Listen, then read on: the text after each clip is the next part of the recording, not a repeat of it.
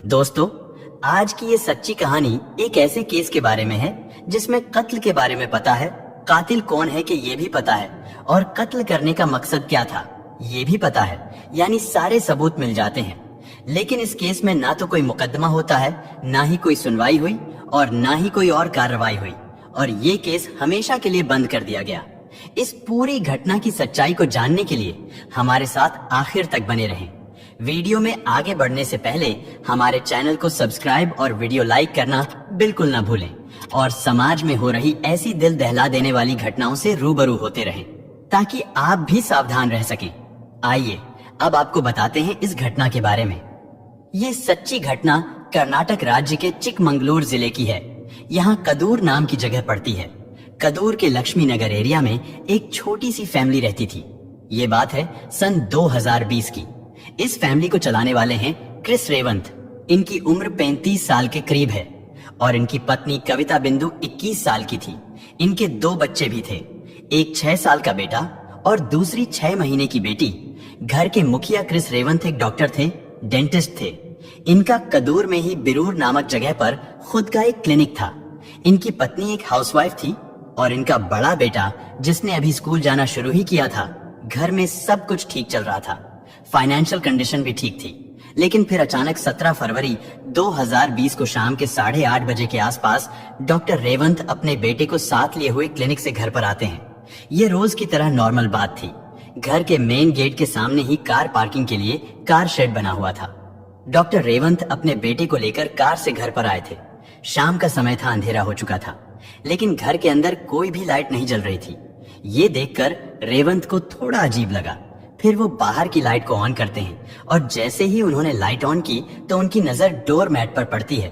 उन्होंने देखा कि बाहर कार शेड के पास ही किसी चीज को घर के डोर मैट से कवर किया गया है। ऐसा लग रहा था जैसे कोई चादर डालकर सो रहा हो। डॉक्टर रेवंत को थोड़ी हैरानी हुई कि ये कौन है। डॉक्टर रेवंत पास जाकर डोर मैट को हटाते हैं और जैसे ही इन्होंने डोर मैट को हटाया तो इनके मुंह से चीख निकल जाती है। इनकी चीखों पुकार को सुनकर आसपास के लोग भी आ जाते हैं और सामने का मंजर देखकर उन लोगों के भी होश उड़ जाते हैं, क्योंकि वहां पर डॉक्टर रेवंत की पत्नी कविता बिंदु की लाश पड़ी थी। उसके गले पर कट लगाया गया था, बाहर खून भी बिखरा हुआ था। लोग ये देखकर समझ गए कि इनकी मृत्यु हो चुकी है। फिर डॉक्टर रेवंत रोते बिलखते हुए घर के अंदर जाते हैं। घर के अंदर लाइट को ऑन करते हैं। जब घर के अंदर की लाइट ऑन हुई तो इन्होंने देखा कि घर का सारा सामान इधर उधर बिखरा पड़ा है। बेडरूम की हालत भी खराब है और अलमारी भी खुली हुई है। उसका लॉकर भी खुला हुआ है। फौरन रेवंत को कुछ खटकता है। वो अलमारी को चेक करते हैं, फिर बाहर आकर कविता के शव को देखते हैं। वो समझ गए कि घर में चोरी हुई है। अलमारी से गहने गायब हैं और जो कविता ने गहने पहन रखे थे वो भी गायब हैं। घर में करीब 115 ग्राम सोने के गहने और कुछ कैश रखा हुआ था, लेकिन अब सब कुछ गायब था।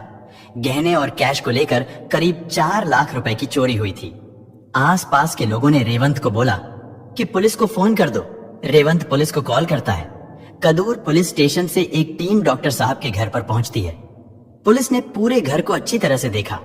कविता के गले को धारदार चीज से काटा गया था। घर के सामान बिखरा पड़ा था। डॉक्टर रेवंत ने पुलिस को बताया कि घर में रखे कैश और गहने मिलाकर 4 लाख रुपए की चोरी हुई है। यानी सीधा ये मामला लूटपाट का है। कविता ने उनका विरोध किया होगा, इसीलिए उसको कत्ल कर दिया।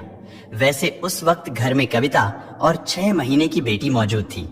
रेवंत अपने बेटे के साथ क्लिनिक में थे। शव को पुलिस पोस्टमार्टम के लिए भेज देती है। डॉक्टर रेवंत अपनी पत्नी की इस तरह अचानक मौत से बहुत दुखी थे।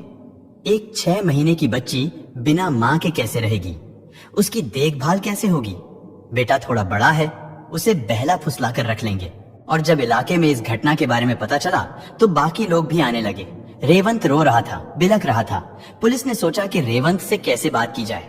ये कुछ बातचीत करने की हालत में नहीं लग रहा था, लेकिन फिर भी पुलिस रेवंत से थोड़ा पूछताछ करती है। उसने बताया कि मैं अपने बेटे के साथ क्लिनिक में था और जब मैं अपने टाइम से क्लिनिक बंद करके घर पर आया तो ये सब कुछ देखा। इसके बाद आसपास के लोगों से बात की जाती है। ये लोग थोड़े कंफ्यूज थे। उन्हें समझ नहीं आ रहा था कि ये सब कुछ कैसे हुआ है, क्योंकि आसपास के लोगों को कोई आहट या चीखो पुकार भी नहीं सुनाई दी थी। पुलिस को लगा कि घर में अगर लुटेरे बदमाश आए होंगे तो अपने होने का कोई ना कोई सबूत जरूर छोड़ा होगा। पुलिस घर की छानबीन शुरू कर देती है। फोरेंसिक टीम को भी बुलाया जाता है। घर में जो चीजें बिखरी हुई थी, जाहिर सी बात है कि लुटेरों ने ही इन्हें फेंका होगा। फोरेंसिक टीम इन बिखरी हुई चीजों की जांच करती है। घर के तमाम कोनों में जहां जहां पर सामान बिखरा हुआ था और हर एक चीज की अच्छे से छानबीन हुई, मगर कहीं से कोई भी फिंगरप्रिंट नहीं मिला। बाहर से अगर लुटेरे आए होते तो उनके चप्पल या जूतों से जमीन पर कोई निशान बनता, दाग धब्बे बनते, लेकिन पुलिस को ऐसा कुछ भी नहीं मिला। ऐसा लग रहा था कि वो लुटेरे बहुत शातिर और प्रोफेशनल रहे होंगे। उन्होंने हाथों में ग्लव्स पहन रखे होंगे और पैरों में भी कुछ लगाया होगा जिससे कहीं भी कोई निशान नहीं मिला। लुटेरों ने अपने काम को ऐसे अंजाम दिया कि कोई शोर पैदा नहीं किया। एक झटके में ही विरोध करने वाले का काम तमाम कर दिया, जिसकी वजह से कविता बिंदु ना तो कुछ समझ पाई और ना ही शोर मचा पाई। कुल मिलाकर घर के अंदर से लुटेरों की मौजूदगी का कोई सुराग नहीं मिला। और फिर अगला दिन शुरू होता है। घर पर रिश्तेदार भी आने लगे थे। डॉक्टर रेवंत का रो रोकर बुरा हाल था। पुलिस अपनी तफ्तीश में जुटी हुई थी। शहर के सुपरिटेंडेंट ऑफ पुलिस भी घटनास्थल पर पहुंचते हैं और आसपास के तमाम सीसीटीवी कैमरास की फुटेज को चेक किया गया। शाम के 8 बजे तक सारे फुटेजेस मंगाए जाते हैं। इसके बाद 17 फरवरी की दोपहर डॉक्टर रेवंत के फोन के सीडीआर यानी कॉल डिटेल की जांच भी की जाती है। इन 2 दिनों में कविता बिंदु की पोस्टमार्टम रिपोर्ट भी आ जाती है। पोस्टमार्टम रिपोर्ट में वही बताया गया था कि गले पर धारदार चीज से वार किया गया है और ज्यादा खून बह जाने की वजह से कविता की मौत हो गई है। पोस्टमार्टम रिपोर्ट में कविता की मृत्यु का समय 17 फरवरी की शाम 4 से 4:30 बजे के आसपास बताया गया। साथ ही रिपोर्ट में कुछ और चीजें भी मेंशन की गई थी, जैसे कविता की नाभि के पास 2 और निशान मिले थे। ऐसा लग रहा था कि यहाँ पर कोई इंजेक्शन लगाया गया होगा। आगे रिपोर्ट जांच में पाया गया कि इंजेक्शन के जरिए कविता को एनेस्थीसिया के शॉट्स दिए गए थे। एनेस्थीसिया का इस्तेमाल आमतौर पर डॉक्टर सर्जरी के वक्त करते हैं। इसे इंसान की शरीर के जिस अंग में भी लगाया जाता है वो अंग सुन्न पड़ जाता है, शरीर में खून का बहाव कम हो जाता है, नींद भी आने लगती है। जब डॉक्टर सर्जरी करते हैं तो शरीर से खून कम निकलता है और इससे दर्द का एहसास भी कम होता है। यही एनेस्थीसिया कविता को दिया गया था। यानी जो लोग लूटपाट करने के लिए आए थे, क्या वो इतने जानकार और प्रोफेशनल रहे होंगे? और फिर जब महिला बेहोश हो गई तो उन लोगों को सामान लूटकर चले जाना चाहिए था, लेकिन उन्होंने कत्ल क्यों किया? और अगर कत्ल किया भी तो फिर एनेस्थीसिया क्यों दिया? अगर कोई भी आम लुटेरा घर में लूटपाट करने आता है तो वो सामान लूटकर घर से चला जाता है। अगर वो ज्यादा ही खूंखार हो तो घर वालों को चोट भी पहुंचाता है, क्योंकि उनको भागने जल्दी होती है। और ये तो कोई भी बता सकता है कि घर की कीमती चीजें अलमारी के लॉकर में होती हैं। लेकिन इन लुटेरों ने घर में इतनी तोड़फोड़ क्यों की? हालांकि इस इलाके के लोग घुल मिलकर रहते थे, आसपास में क्या हो रहा है ये सबको पता रहता था। आखिर उन लोगों को लुटेरों के बारे में कैसे पता नहीं चला? उन्हें कोई आहट या आवाज क्यों नहीं सुनाई दी? जिस तरह से घर के अंदर सामान बिखरा हुआ था उसकी काफी आवाज आनी चाहिए थी। और सीसीटीवी के अनुसार दोपहर करीब 2:30 बजे के आसपास डॉक्टर रेवंत अपने बेटे को स्कूल से घर लेकर आए थे। बेटे ने स्कूल ड्रेस पहना हुआ था और कुछ समय बाद ये अपने बेटे को फिर से लेकर कार से चले गए, जैसा कि उनका बयान था कि वो क्लिनिक गए थे। इसके बाद डॉक्टर रेवंत के अलावा घर में कोई शख्स आता जाता नहीं दिखा और जब घटना के 4 दिन बीत जाने के बाद भी पुलिस को कोई भी सुराग नहीं मिलता। लेकिन वारदात वाले दिन तो पुलिस डॉक्टर रेवंत से पूरी तरह से पूछताछ नहीं कर पाई थी। अब पुलिस को लगा कि अब घर का माहौल थोड़ा शांत हो गया होगा, तो 21 फरवरी को पुलिस ने रेवंत को कदूर पुलिस स्टेशन में पूछताछ करने के लिए बुलाया। घर पर भी रिश्तेदारों से पूछताछ की प्रक्रिया शुरू होती है। पुलिस को डॉक्टर पर भी थोड़ा शक था, क्योंकि एनेस्थीसिया के शॉट्स प्रोफेशनल तरीके से कविता को दिए गए थे। क्योंकि रेवंत डॉक्टर भी था, जो कि एक डेंटिस्ट था, तो उसके पास एनेस्थीसिया रहा भी होगा। सीसीटीवी के अनुसार इसके अलावा घर में कोई बाहर से आते जाते नहीं दिखा। वैसे 21 फरवरी को भी डॉक्टर रेवंत अपनी बीवी की मौत के सदमे से उबर नहीं पाए थे। उनकी तबीयत भी ठीक नहीं थी, क्योंकि पत्नी की मौत के बाद से ना तो ये ठीक से कुछ खा पी रहे थे और न ही ठीक से सो पाए थे। डॉक्टर रेवंत पर पुलिस का शक करना गलत भी हो सकता था। डॉक्टर रेवंत अपना बयान दर्ज कराने के लिए पुलिस स्टेशन आते हैं। उन्होंने बताया कि उस दिन ये अपने बड़े बेटे के साथ क्लिनिक में थे। कविता का कत्ल लुटेरों ने ही किया होगा। घर से 4 लाख रुपए का सामान और कैश लूट कर ले गए हैं। उन्होंने ये कत्ल शाम 7:15 से 8:15 बजे के बीच में ही किया होगा, क्योंकि शाम के 6:15 बजे के आसपास कविता ने मुझे कॉल किया था। वो ठीक ठाक थी और 8:15 बजे के बाद मैं घर पहुंचा था। इसी समय के दौरान ही ये कत्ल हुआ होगा। लेकिन कविता के पोस्टमार्टम के अनुसार कविता की मौत 4:30 बजे के आसपास हुई थी। पर यहाँ रेवंत कोई और ही टाइम क्लेम कर रहा है। बयान देने के बाद पुलिस ने कहा कि अब आप जा सकते हैं, लेकिन आपको कल फिर आना होगा और हम जल्दी ही कातिल को पकड़ने की कोशिश करेंगे। इसके बाद डॉक्टर रेवंत वहां से चला जाता है। अब अगले दिन यानी 22 फरवरी को पुलिस रेवंत का इंतजार कर रही थी, पर वो पुलिस स्टेशन नहीं आता है। शाम का समय हो गया, लेकिन रेवंत पुलिस स्टेशन नहीं आया। रेवंत तो पुलिस स्टेशन नहीं आया, लेकिन पुलिस को किसी अनजान व्यक्ति का फोन आता है। फोन करने वाले ने बताया कि कदूर के बंदी कोपरो रेलवे गेट के पास थोड़ी ही दूर किसी का शव पड़ा हुआ है। फौरन पुलिस मौके पर पहुंचती है। शव को देखा जाता है और देखते ही पुलिस पहचान गई कि ये शव किसका है। ये शव था डॉक्टर रेवंत का। यहाँ पर डॉक्टर के परिजनों को बुलाया जाता है। उन्होंने भी चेहरे और कपड़ों से पहचान लिया कि ये रेवंत है और रेलवे फाटक के पास ही रेवंत की कार भी खड़ी थी। घटना स्थल पर जो लोग मौजूद थे, पुलिस उनसे पूछताछ करती है कि ये हादसा कैसे हुआ है। लोगों ने बताया कि जब फाटक बंद था और ट्रेन तेजी से आने लगी तो अचानक ही ये आदमी रेलवे ट्रैक पर कूदकर ट्रेन के सामने आ जाता है। जब तक हम कुछ कर पाते, ट्रेन आई और इसके ऊपर से निकल गई। वहां पर मौजूद चश्मदीद लोगों के अनुसार रेवंत ने खुदकुशी की थी। रेलवे पुलिस स्टेशन में केस दर्ज किया जाता है। पहले से ही इनकी बीवी कविता के कत्ल का केस कदूर पुलिस स्टेशन में चल रहा था। अभी 5 दिन पहले ही कुछ लुटेरों ने इनकी बीवी का कत्ल कर दिया था। आज यानी 5 दिन बाद पति ने भी अपनी जान दे दी। आखिर उसने ऐसा क्यों किया? घर वालों के अनुसार रेवंत बहुत दुखी था। ढंग से कुछ खा पी भी नहीं रहा था, सो नहीं रहा था, गुमसुम सा रहने लगा था। उसे अपनी बीवी के जाने का बहुत दुख रहा होगा। ये इस दुख को बर्दाश्त ना कर सका और अपनी जान दे दी। इस घटना से रेवंत के प्रति लोगों की हमदर्दी और ज्यादा होने लगी कि अपनी बीवी से इतना प्यार करता था, उसके जाने के बाद ये जीवित नहीं रह सका। अब तो कविता और रेवंत के बच्चे भी अनाथ हो गए थे। पुलिस रेवंत की तलाशी लेती है कि शायद यहाँ से कोई लेटर मिल जाए जो उसने मरने से पहले लिखा हो। उसकी कार को भी चेक किया जाता है। घर पर भी बेडरूम में खोजबीन हुई, पर कहीं से कोई लेटर या कोई सुराग नहीं मिला। रेवंत की तलाशी के दौरान उसका मोबाइल फोन बरामद होता है। रेवंत के शव को जांच करने के लिए हॉस्पिटल भेज दिया जाता है। पुलिस रेवंत के फोन से जानकारी निकालनी शुरू कर देती है। आमतौर पर इस तरह के केसेस में सबसे पहले फोन की आखिरी लोकेशन देखी जाती है कि विक्टिम ने आखिरी बार किसे कॉल किया था। ज्यादातर केसेस में लास्ट कॉल से ही सुराग मिल जाते हैं। यहाँ पर भी पुलिस ने ऐसा ही कुछ किया। रेवंत के फोन की लास्ट लोकेशन देखी गई। यहाँ से एक नंबर मिलता है। ये नंबर हर्षिता नाम से सेव था। इस पर कोई पहली बार बात नहीं हुई थी। पहले भी इस नंबर पर बातें होती थी। पुलिस ने सोचा कि अगर रेवंत ने आखिरी बार हर्षिता नाम की महिला को फोन किया है तो हो सकता है उसे खुदकुशी की वजह बताई हो। पुलिस हर्षिता के नंबर पर कॉल करती है, लेकिन हर्षिता फोन नहीं उठाती है। जब कई बार फोन करने पर भी हर्षिता फोन नहीं उठाती है और ना ही कॉल बैक करती है, तो पुलिस को थोड़ा शक हुआ। उन्होंने हर्षिता के फोन नंबर के जरिए इसका असली नाम, पता, किस लोकेशन में ये फोन एक्टिव है, सब कुछ निकाला। हर्षिता का फोन बेंगलोर के राजा राजेश्वरी नगर एरिया में शो हो रहा था। एड्रेस भी यहीं आर नगर का ही था। 22 फरवरी की रात को ही बिना देर किए एसपी ने कुछ ऑफिसर्स को बेंगलोर के उस एड्रेस पर भेजा।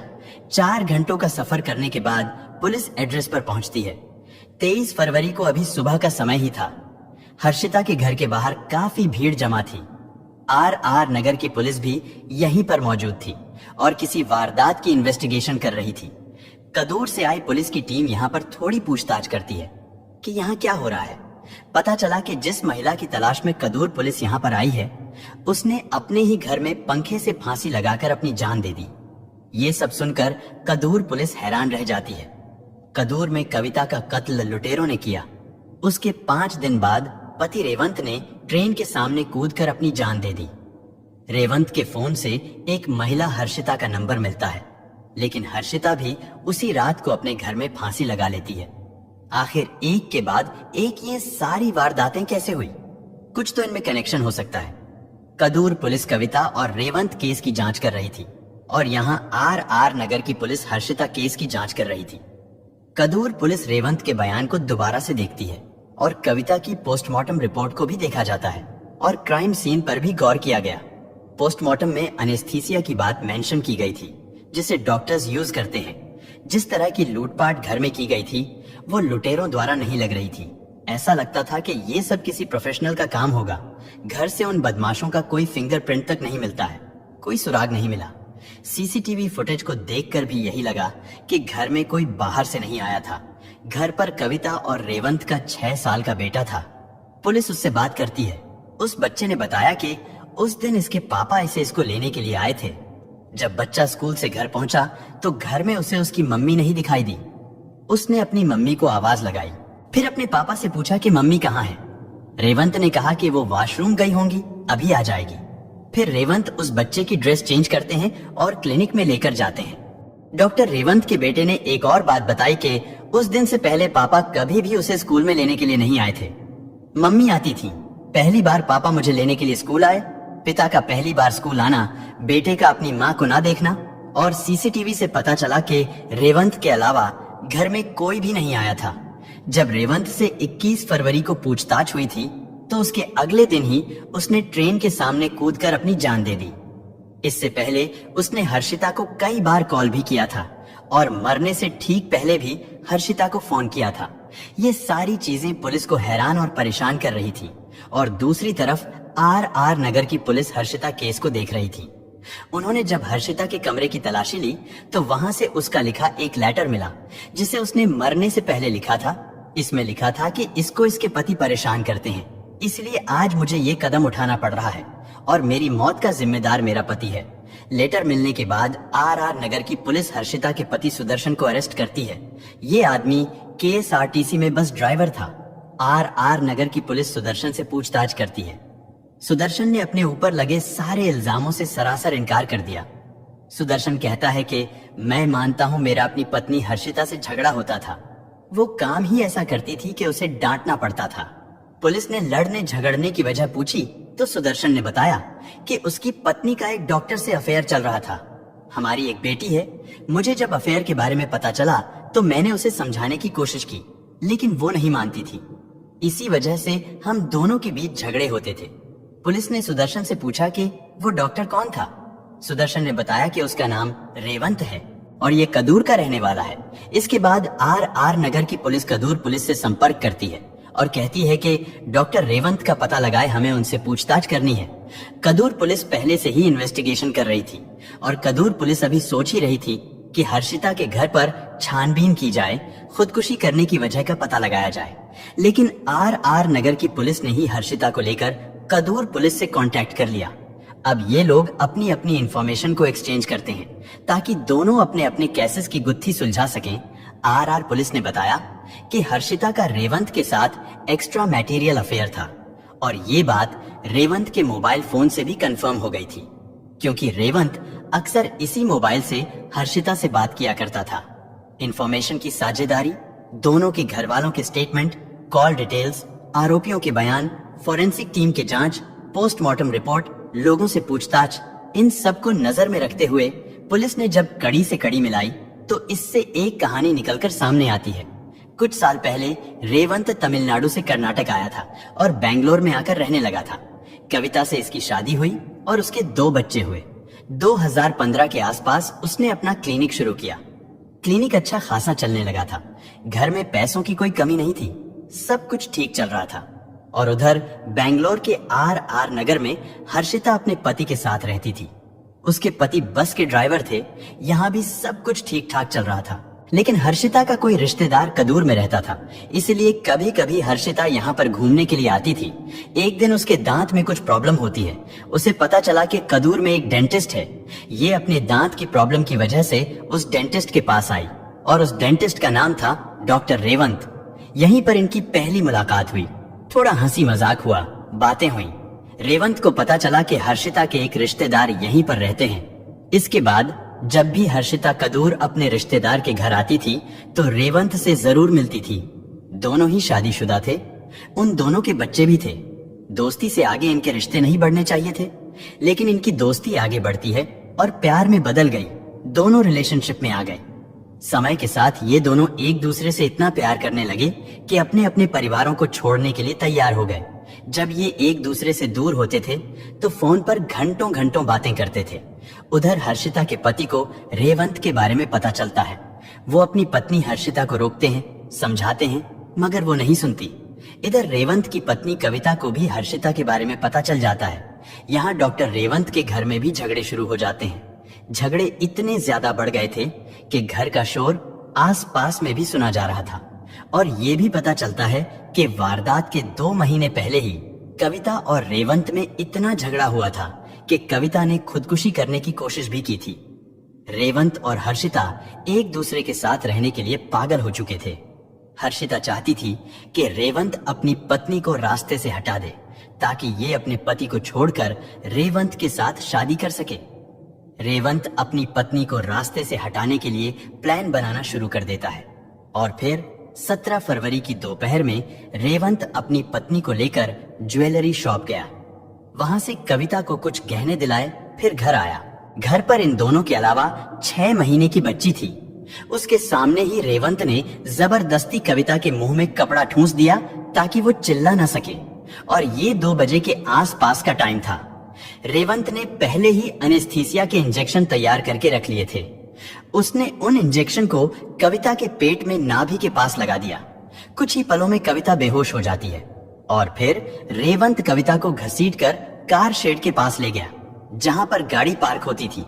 यहीं पर रेवंत कविता के गले पर धारदार हथियार चलाता है। खून धीरे धीरे बह रहा था क्योंकि कविता एनेस्थीसिया की वजह से बेहोश थी। रक्त को जमीन पर फैलने से रोकने के लिए रेवंत ने डोरमैट से बॉडी को ढक दिया और डोरमैट से ढकने से पहले ही रेवंत ने कविता के सारे गहने उतार लिए थे। इसके बाद घर में रखे गहने और कुछ कैश यानी 4 लाख का सामान किसी बॉक्स में पैक करके घर से निकल जाता है। अब बेटे को स्कूल से लाने का टाइम हो रहा था। रास्ते में ही इसने गहनों को कोरियर करवा दिया। रेवंत इन गहनों को हर्षिता के एड्रेस पर भिजवाता है। 18 से 19 फरवरी तक वो गहने उसके घर पर पहुंच गए। 17 फरवरी की दोपहर में गहने पार्सल करने के बाद रेवंत बेटे के स्कूल जाता है। वहां से बेटे को लेकर घर आता है और घर आते ही बच्चे को उसकी मम्मी दिखाई नहीं दी। बच्चा अपनी माँ को आवाज लगाता है। थोड़ी देर के बाद रेवंत अपने बेटे को क्लिनिक ले गया। घर से निकलने से पहले रेवंत अपने बेटे को कार में बैठाकर वापस घर के अंदर आता है और सारा सामान बिखेरता है, अलमारी खोलता है, थोड़ी तोड़फोड़ भी करता है। ये सब कुछ उसकी 6 महीने की बेटी के सामने हो रहा था। फिर वो बेटे को लेकर कार से क्लिनिक आ गया क्योंकि कविता कार शेड के पास बेहोश पड़ी हुई थी। उसके गले से खून बह रहा था और कुछ घंटों के बाद उसकी मौत हो गई। पोस्टमार्टम के अनुसार करीब 4:30 बजे के आसपास उसकी मौत हुई। फिर रात को रेवंत अपने बेटे को लेकर क्लिनिक से घर पर आए और लुटेरों वाली कहानी बनाई। जब पुलिस को सीसीटीवी फुटेज, कॉल डिटेल्स और रेवंत के बयान से उस पर शक पैदा हुआ तो पुलिस ने उसे 21 फरवरी को पुलिस स्टेशन बुलाया। पुलिस के हाव भाव देखकर रेवंत को एहसास हो गया था कि पुलिस को सब कुछ पता चल चुका है और पुलिस ने उसे अगले दिन भी बुलाया था, लेकिन वो नहीं गया। उसने हर्षिता को कॉल पर कॉल करना शुरू कर दिया और रेवंत हर्षिता को बताता है कि मेरा भेद खुल चुका है और मैं पकड़ा जाऊंगा, मेरी बहुत बदनामी होगी, इसलिए मैं अब जिंदा नहीं रह सकता। रेवंत अपनी जान देने से पहले भी हर्षिता को कॉल करके बताता है कि वो खुदकुशी करने जा रहा है और फिर रेवंत ने ट्रेन के सामने कूदकर अपनी जान दे दी। उधर हर्षिता भी डर जाती है कि रेवंत की वजह से ये भी पकड़ी जाएगी क्योंकि हर्षिता की वजह से ही कविता का कत्ल हुआ था। कुछ देर के बाद उसे फोन भी आया, लेकिन हर्षिता फोन नहीं उठाती है। अब ये भी सोचने लगती है कि क्या किया जाए। समाज का डर और भेद खुलने, बेइज्जती होने के डर से उसने भी अपनी जान देने का फैसला कर लिया। और फिर हर्षिता एक नोट तैयार करती है जिसमें वो अपनी खुदकुशी का दोषी अपने पति को ठहराती है। फिर हर्षिता रात 8 बजे के करीब पंखे से लटककर आत्महत्या कर लेती है। जब रात को उसके पति सुदर्शन घर पर आते हैं, उन्होंने देखा कि दरवाजा अंदर से लॉक है। खटखटाने पर भी दरवाजा नहीं खुलता तो हर्षिता को कॉल भी करते हैं, लेकिन वो कॉल नहीं उठाती। इसके बाद सुदर्शन आस पड़ोस में जाकर बताते हैं और पुलिस को सूचना दी जाती है और फिर हर्षिता की आत्महत्या की वारदात सामने आती है और वहां से एक लेटर भी मिला। 25 फरवरी को हर्षिता के कमरे से वो गहनों का पैकेट भी मिला जिसे रेवंत ने पार्सल किया था। इस तरह से इस केस में पुलिस ने कत्ल का खुलासा तो किया, कातिल का भी पता किया, कत्ल का कारण भी ढूंढ निकाला, सबूत भी मिल गए। लेकिन अब मुकदमा किस पर किया जाए, क्योंकि कातिल ने आत्महत्या करके अपनी जान दे दी और हर्षिता जिसकी वजह से ये सब कुछ हुआ उसने भी अपनी जान दे दी और फिर इस केस को यूं ही पुलिस को बंद करना पड़ा। लेकिन रेवंत और हर्षिता की वजह से 2 परिवार के बच्चे पूरी तरह से अनाथ हो गए। एक बेटी ने अपनी माँ को खो दिया। रेवंत की माँ अब दोनों बच्चों का ख्याल रख रही है। कविता के भाई प्रवीण ने कहा है कि अगर बच्चों का ध्यान रखने में उन्हें कोई दिक्कत आती है तो वे बच्चों को हमें सौंप सकती है। और प्रवीण ने ये भी कहा कि अगर रेवंत की माँ भी हमारे साथ रहना चाहे तो वो रह सकती है। हम अपनी माँ की तरह उनका भी पूरा ख्याल रखेंगे। दोस्तों, इस घटना को सुनाने का उद्देश्य किसी का दिल दुखाना नहीं है, किसी को परेशान करना नहीं, बल्कि आपको जागरूक करना है, आपको सचेत करना है। दोस्तों, इस पूरी घटना के बारे में आपकी क्या राय है, कमेंट बॉक्स में जरूर बताएं। और अगर हमारी मेहनत पसंद आई हो तो इस वीडियो को लाइक करते हुए शेयर भी करें। अगर आपने अब तक चैनल को सब्सक्राइब नहीं किया है तो हमारे चैनल को सब्सक्राइब कर लीजिए। धन्यवाद।